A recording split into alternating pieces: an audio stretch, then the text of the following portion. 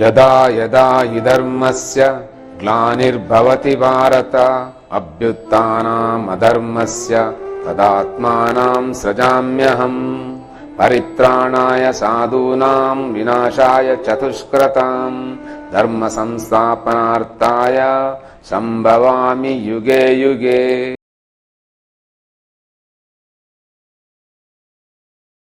ಭಾರತೀಯ ಸನಾತನಿ ಹಿಂದೂ ಧರ್ಮದ ಎಲ್ಲ ಸಹೃದಯ ಬಂಧುಗಳಿಗೆ ಆಧ್ಯಾತ್ಮ ಚಿಂತನ ರಹಸ್ಯ ಸರಣಿಗೆ ಸ್ವಾಗತ.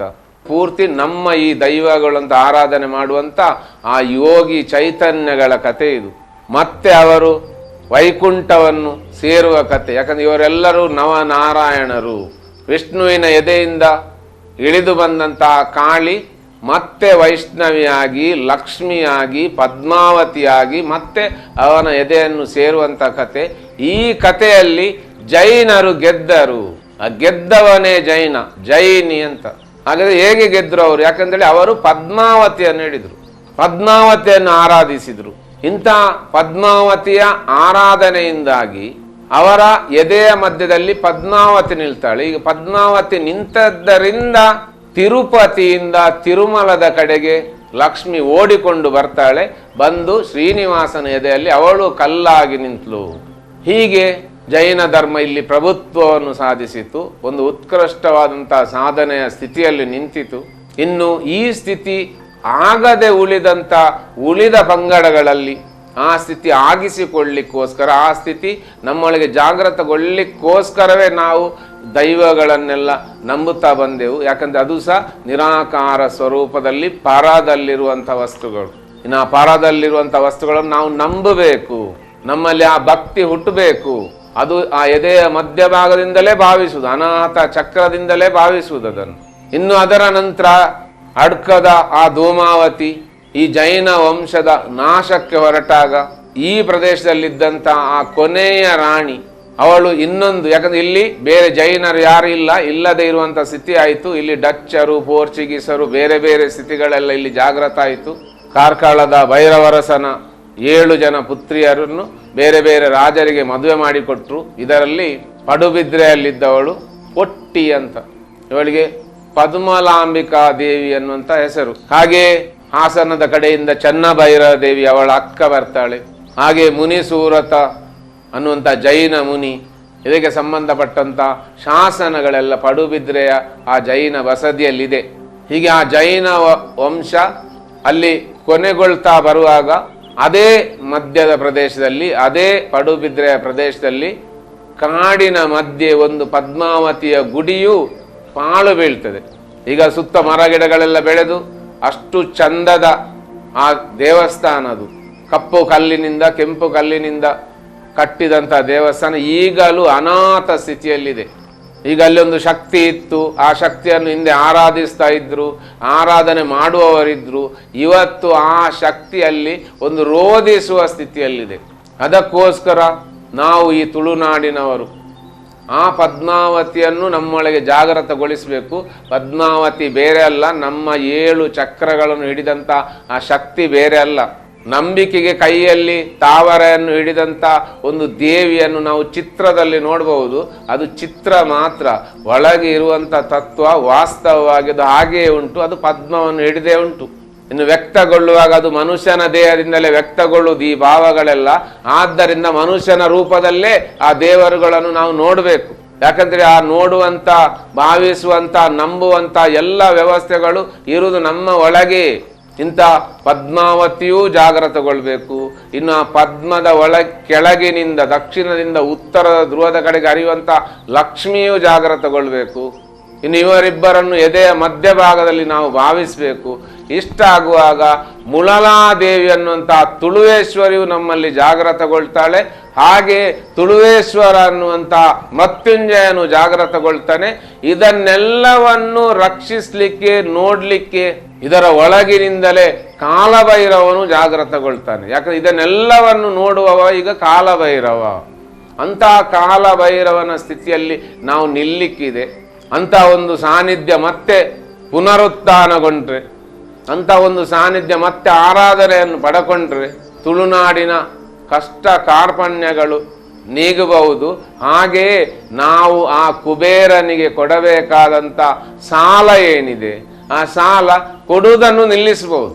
ಹಾಗೆ ನಮ್ಮ ಒಳಗೆ ಎಲ್ಲಿಯವರೆಗೆ ಅದು ಬರುವುದಿಲ್ಲ, ನಮ್ಮ ಒಳಗೆ ಎಲ್ಲಿಯವರೆಗೆ ಅದು ಜಾಗೃತಗೊಳ್ಳುವುದಿಲ್ಲ, ಅಲ್ಲಿಯವರೆಗೆ ನಾವು ಸಾಲ ಕಟ್ಟಲೇಬೇಕು.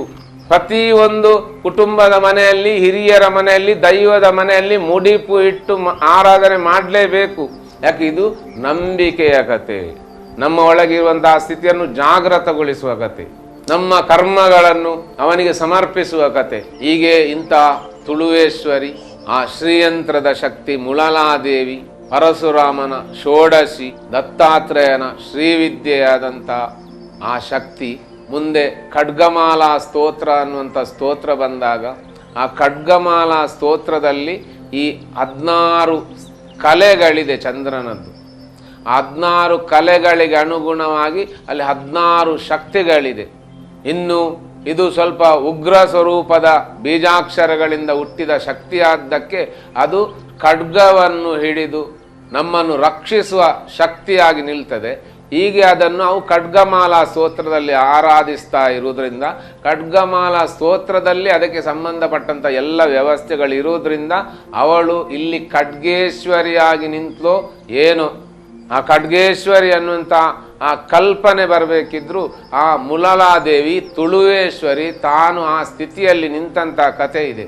ಹೇಗೆ ಈಗ ಮುಳಲಾದೇವಿ ಅಲ್ಲಿರುವಂತಹ ಯಂತ್ರಗಳು ಇಲ್ಲದೆ ಇರುವಂತಹ ಸ್ಥಿತಿಯಲ್ಲಿ, ಆರಾಧನೆ ಇಲ್ಲದೆ ಇರುವಂತಹ ಸ್ಥಿತಿಯಲ್ಲಿ ಹೇಗೆ ಕಾಳಿ ಸ್ವರೂಪದಲ್ಲಿ ನಿಂತಲು, ಹೇಗೆ ಕೊಲ್ಲಾಪುರದ ಮಹಾಲಕ್ಷ್ಮಿ ಕೊಲ್ಲಾಪುರದಲ್ಲಿ ಕಾಳಿಯಾಗಿ ನಿಂತಲು, ಅದೇ ರೀತಿ ಈಗ ಖಡ್ಗೇಶ್ವರಿಯು ಕಾಳಿಯಾಗಿ ನಿಂತಂತ ಒಂದು ಸ್ಥಿತಿ. ಹಿಂದಿನ ಆ ಆರಾಧನಾ ಪದ್ಧತಿಗಳು, ಮುಗೇರರಿಂದ ಆರಾಧಿಸಲ್ಪಟ್ಟಂತ ಆರಾಧನಾ ಪದ್ಧತಿಗಳು ವೈದಿಕಕ್ಕೆ ಬಂದಾಗ ಏನಾಗ್ತದೆ, ಆಗ ವೈದಿಕದ ಸ್ಥಿತಿಗೆ ಬಂದಾಗ ಅದು ಖಡ್ಗೇಶ್ವರಿ ಅಂತ ಆಗಿರ್ಬೋದು. ಈ ಎಲ್ಲ ಶಕ್ತಿಗಳು ಮೂಲದಲ್ಲಿ ನಮಗೆ ಅದು ತುಳುವೇಶ್ವರಿ ಅಥವಾ ಮುಳಲಾದೇವಿ ಅಥವಾ ಖಡ್ಗೇಶ್ವರಿ ಅಥವಾ ಪದ್ಮಾವತಿ, ಈ ಎಲ್ಲ ತತ್ವಗಳು ನಾಥ ಪಂಥದವರಿಂದ ಮತ್ತೆ ಪುನರುತ್ಥಾನಗೊಂಡಂಥದ್ದು. ಅವರು ಬಂದದ್ದೇ ಕಳೆದು ಹೋದದನ್ನು ಮತ್ತೆ ಪಡೆಯಲಿಕ್ಕೋಸ್ಕರ. ಆ ಬೌದ್ಧ ಧರ್ಮದ ಸ್ಥಿತಿಯಲ್ಲಿ ಯಾವುದನ್ನೆಲ್ಲ ಕಳಕೊಂಡೆವು ಅದನ್ನು ಮತ್ತೆ ಕ್ರೋಢೀಕರಿಸಲಿಕ್ಕೋಸ್ಕರ, ಮತ್ತೆ ಆ ಲಕ್ಷ್ಮಿಯನ್ನು ಎದೆಯಲ್ಲಿ ಧರಿಸಲಿಕ್ಕೋಸ್ಕರ, ವೈಷ್ಣವಿ ಅನ್ನುವಂಥ ತತ್ವದಲ್ಲಿ ಅದರ ಸಾಧನೆಗೋಸ್ಕರ ಈ ನವನಾಥರು ಬಂದರು. ಹಾಗೆ ಗೋರಕ್ಷನಾಥನ ಶಿಷ್ಯರಾದಂಥ ವಿಕ್ರಮಾದಿತ್ಯ ಮತ್ತು ಭರ್ತೃಹರಿಯ ಕಾಲದಲ್ಲಿ ನಾಶ ಆದಂಥ ವೇದವನ್ನು ಗೋರಕ್ಷನಾಥನ ಶಿಷ್ಯನಾದಂಥ ವಿಕ್ರಮಾದಿತ್ಯ ಪುನಃ ಬರೆಯಿಸ್ತಾನೆ. ಹಾಗೆ ಲುಪ್ತವಾಗಿ ಹೋದಂಥ 18 ಪುರಾಣಗಳನ್ನು ಮತ್ತೆ ಪುನಃ ಬರೆಸ್ತಾನೆ. ಹೀಗೆ ಅಳಿದು ಹೋದಂಥ ಸ್ಥಿತಿಯನ್ನು ಮತ್ತೆ ತಂದರು ನಾಥ ಪಂಥದವರು. ಇವತ್ತಿಗೂ ಆ ಧರ್ಮವನ್ನು ಉಳಿಸ್ಲಿಕ್ಕೋಸ್ಕರ, ಧರ್ಮವನ್ನು ಸ್ಥಾಪಿಸ್ಲಿಕ್ಕೋಸ್ಕರ ಪ್ರತಿಯೊಬ್ಬರ ಒಳಗೂ ದೈವವಾಗಿ, ನಾಗನಾಗಿ ನಮ್ಮ ವಂಶವಾಹಿನಿಯಲ್ಲಿ ಕಾರ್ಯಾಚರಿಸುವಂತಹ ಶಕ್ತಿಗಳು. ಇನ್ನು ಅದು ಪೂರ್ತಿ ಇರುವುದು ಎಲ್ಲಿ ಕೇಳಿದ್ರೆ ಪರಶುರಾಮ ಸೃಷ್ಟಿಯಲ್ಲಿ. ಪರಶುರಾಮ ಸೃಷ್ಟಿಯಲ್ಲಿ ಅಂದರೆ ಪರದಲ್ಲಿ ಇರುವಂತ ಯಾವ ಒಂದು ವಸ್ತು ಉಂಟು ಅದರ ಒಳಗೆ ನಾವಿರುವುದಿಲ್ಲ. ಅದು ನಮ್ಮ ಈ ಭೂಮಿಗೆ ಸಂಬಂಧಪಟ್ಟಂತ ವಸ್ತು. ಇಡೀ ಪರಶುರಾಮ ಸೃಷ್ಟಿಗೆ ಸಂಬಂಧಪಟ್ಟಂತ ವಸ್ತು ವ್ಯಕ್ತಗೊಳ್ಳುವಾಗ ಅದು ವ್ಯಕ್ತಿಗಳ ಮುಖಾಂತರ ವ್ಯಕ್ತಗೊಳ್ತದೆ.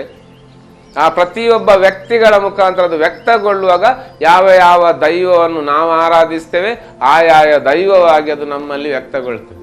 ಇಂಥ ಒಂದು ಮಹಾನ್ ತತ್ವವನ್ನು, ಆ ಯೋಗದ ಒಂದು ಕ್ರಿಯೆಯನ್ನು, ಆ ಕ್ರಿಯಾ ಯೋಗವನ್ನು ನಾವು ಕಲಿಬೇಕು. ನಮ್ಮ ತುಳುನಾಡಿನ ಎಲ್ಲರೂ ಆ ಸ್ಥಿತಿಯಲ್ಲಿ, ಆ ದೈವಿಕತೆಯ ಸ್ಥಿತಿಯಲ್ಲಿ ನಿಲ್ಲಬೇಕು ಅಂತ ಪ್ರಾರ್ಥಿಸ್ತಾ ಈ ಸಂಚಿಕೆಯನ್ನು ಕೇಳಿದಂಥ, ನೋಡಿದಂಥ ಎಲ್ಲ ಸಹೃದಯ ಬಂಧುಗಳಿಗೆ ಅನಂತ ಅನಂತ ಕೃತಜ್ಞತೆಗಳು, ಅನಂತ ಅನಂತ ಪ್ರಣಾಮಗಳು. ಕೇಳಿದಂಥ ಎಲ್ಲ ಸಹೃದಯ ಬಂಧುಗಳು ಕೆಳಗಿರುವಂತಹ ಲೈಕ್ ಬಟನ್ ಅನ್ನು ಒತ್ತಿ ಪ್ರೋತ್ಸಾಹಿಸಬೇಕು. ಹಾಗೆ ಮುಂದಿನ ದಿನಗಳಲ್ಲಿ ಇಂಥದೇ ಹಲವು ಚಿಂತನೆಗಳನ್ನು ವೀಕ್ಷಿಸಲು ಬೆಲ್ ಬಟನ್ ಅನ್ನು ಒತ್ತಿ ಹಾಗೆ ಸಬ್ಸ್ಕ್ರೈಬ್ ಮಾಡಬೇಕಾಗಿ ವಿನಂತಿಸ್ತೇನೆ.